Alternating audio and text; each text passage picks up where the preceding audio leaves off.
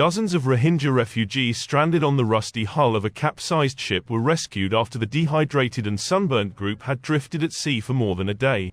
The group included 69 men, women and children, some of whom had been at sea for weeks on a rickety wooden boat from squalid camps in Bangladesh where many of the heavily persecuted Myanmar minority had fled. The reddish hull of the vessel poking out of the water was the Rohingyas' only refuge after their wooden boat and another vessel trying to help them both capsized. The second boat, belonging to local fishermen, overturned when the refugees tried to climb in a panic. The boats sank 30 kilometers off the coast in West Aceh. Survivors estimated around 150 Rohingya had been on board with dozens swept away, according to local fishermen and the United Nations Refugee Agency, in what would represent another tragedy at sea for the heavily persecuted Myanmar minority.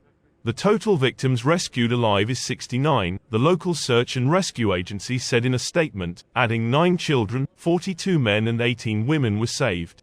Many Rohingya make the perilous 4,000-kilometer journey from Bangladesh to Malaysia, fueling a multi-million-dollar human smuggling operation that often involves stopovers in Indonesia.